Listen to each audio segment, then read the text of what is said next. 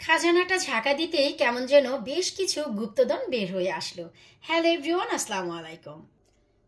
কেমন আছেন আপনারা সবাই? আলহামদুলিল্লাহ, আমি তো অনেক ভালো আছি। যেমন কি বললাম যে খাজানাটি ঝাঁকা দিতেই বেশ কিছু গুপ্তধন বের হয়ে আসলো, সেটাও শেয়ার করব। আজকে রান্নাবান্না কি করলাম, তাছাড়া আজকের কি জীবনী, সেটাও শেয়ার করব। বেশ কিছুদিন হয় আপনাদের সাথে আমি আমার প্রবাসী জীবনের অনেক কিছু শেয়ার করতে পারি না, কারণ এত বেশি ব্যস্ততার ভিতরে জীবনটা কাটছিল। আপনারা তো সবাই জানেন ঘরের ভিতরে প্রায় 600-700 গাছের চারা ছিল। এগুলো সর্ট আউট করতে করতে আবার নিজের গাছগুলোকেও গার্ডেনে দিতে দিতে এতটা ব্যস্ত হয়ে পড়েছিলাম।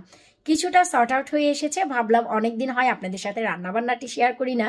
আর আজকে যেহেতু গুপ্তধন কিছুটা পেয়েছি ঝাঁকা দেওয়াতেই, তো সেটাও আপনাদের সাথে চলেন শেয়ার করি। আশা রাখছি আপনাদেরও ভালো লাগবে। সবার আগে দেখাচ্ছি যেটা একদম না করলেই না, প্রায় 2-3 দিন পর না, প্রায় 5 দিন পর আমি এই আলু দিয়ে চিকেন রান্না করেছি। এই যে দেখেন, গত সপ্তাহে বাসায় উর্মি ভাবিরা এসেছিল, তখন চিকেন রোস্ট করেছিলাম, 3টি চিকেনের রোস্ট। তো অনেক দিন ভরে আমার নামে না সেগুলো খেলো, তো ভাবলাম যে সেগুলো যেহেতু শেষ হয়ে গেছে তাই আবার নতুন করে পুরানো রেসিপিতে ফিরে এসেছি রে ভাইয়া। আর সেটা হচ্ছে বিশাল বিশাল আলু দিয়ে চিকেনের ঝোল। আর আজকে কোনো ঝোল রাখিনি, কারণ বাচ্চা কাচ্চা থেকে শুরু করে কেউ ঝোল খায় না, ঝোল শুধু ফেলেই দিতে হয়। তাই এই যে গা মাখা মাখা করে এই যে এগুলো রান্না করলাম। এখন বলবেন যে আমি গুপ্তধন ঝাঁকা দিয়ে এই কি পেলাম, তাহলে চলেন যে আজকে কি গুপ্তধন পেলাম ঝাঁকা দিয়ে সেটাই দেখাচ্ছি। গুপ্তধন ঝাঁকা দিতেই যেই সম্পদটি বের হয়ে আসলো, চলেন আপনাদের সাথে সেটাই শেয়ার করি। সবার আগে দেখাচ্ছি এই যে এগুলো হচ্ছে দেশি পাবদা। এই যে দেখেন, দেশি পাবদা রান্না করেছি, অসাধারণ টেস্ট হয়েছে। বুঝতেই পারছেন কি পরিমাণ বাগানে ধনিয়া পাতা দিয়েছি। আর আজকে পাবদা মাছটি শুধু আলু দিয়েই রান্না করতাম, পরে ভাবলাম যে না, বাগানের গত বছরের আমার বাগানের শেষের দিকের বেশ কিছু ডাটা আছে। এই যে দেখেন, গত বছরের ডাটাগুলো প্রসেস করে রেখে দিয়েছিলাম। অনেকেই বলে প্রসেস করা জিনিস নাকি রান্না হতে চায় না। এই যে আমি একটু দেখাচ্ছি, আপনারা বুঝতেই পারবেন। এই যে আপনারাই বলেন, আমার ডাটা কিন্তু মোমের মতো গলে গেছে, তাই না? তো অনেকগুলো ডাটা দিয়ে আমি আলু খুবই সামান্য দিয়েছি, মাত্র 3 পিস আলু দিয়েছি। এই যে 3 পিস আলুতে হয়তো বা 12 পিস হয়েছে, কারণ একটাই তো 4 পিস করে করেছি। তো আলু দিয়ে আর ডাটা দিয়ে আমি, ওরে আল্লাহ, এই পড়িস নে, আলু আর ডাটা দিয়ে এই যে দেখেন পাবদা মাছ রান্না করেছি। এই যে, তা আপনারাই বলেন যে খাজানার থেকে কি এগুলি কম? খাজানাটা ঝাঁকা দিতেই এই গুপ্তধনগুলো আমার বের হয়ে আসলো। খাজানার ভিতর ছিল, ভাবলাম আবার নতুন করে সামার চলে আসছে, ইনশাল্লাহ আবারও এমন রাখবো। তো 2024-এর ডাটা আমি 2025-এ খাচ্ছি। আলহামদুলিল্লাহ, কি চমৎকারভাবে এগুলো মেল্ট হয়ে যায়। আপনারা নিজেরাই দেখেন যে কি চমৎকার ওয়েতে আমি রেখে দিয়েছি। এই যে 1 বছর হয়, 1 বছর হয়। এই যে দেখেন, মাশাল্লাহ, এই যে দেখেন মাশাল্লাহ। আসলে এক হাতে ক্যামেরা তো, যেই কারণে অনেক সময় কষ্ট হয়ে যায়, ক্যামেরাটি মুভ হয়ে যায়। তো এখন আমার খাজানা থেকে কি এই গুপ্তধনই বের হলো না? এই যে দেখেন, আলু চিকেনের সাথে যেমন আমি পাবদা করেছি, আর আজকের খাবারের মূল জিনিসটাই হচ্ছে অন্য। আর সেটা কি, চলেন সেটা দেখাচ্ছি। আলহামদুলিল্লাহ, এটা হচ্ছে 2025 সালের প্রথম লাউ শাক এবং বতুয়া শাক। এই যে বত্তা শাক যেটাকে আমরা বলি, লাউ শাক আর বত্তা শাক একসাথে স্টিম করে বাঘার দিয়ে নিয়েছি রসুন আর পেঁয়াজ দিয়ে। একটাও কাঁচামরিচ দেইনি, কারণ কাঁচামরিচ দিলে ছেলে মেয়েকে খাওয়াতে পারবো না।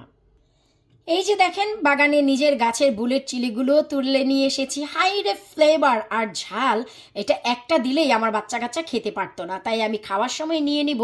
আর আপনারাই দেখেন যে লাউ শাকটা কত সবুজ গ্রিনিশ আছে, আর বত্তা শাক দুটা মিলিয়ে 2 মিশালি করেছি। চেয়েছিলাম 4 মিশালি করব, এখন বলবেন 4 মিশালি কিভাবে? এখানে আসলে লাউয়ের পাতা আছে, বত্তা শাক আছে, আর হচ্ছে কিছুটা পুঁই পাতা নিতে চেয়েছিলাম, কিছুটা পুঁই পাতাও বড় হয়ে গেছে, পুঁই শাকের পাতা, আর কিছুটা আলু শাক নিতে চেয়েছিলাম। আসলে আজকের সময় অনেক স্বল্প ছিল, তাই আমি এই 3টি আইটেমই করলাম। অনেক কিছু আসলে চেয়েও করতে পারিনি, এটাই শুকুর আলহামদুলিল্লাহ। 2025-এর প্রথম লাউ শাক খেতে যাচ্ছে, আর ভুট্টা শাক।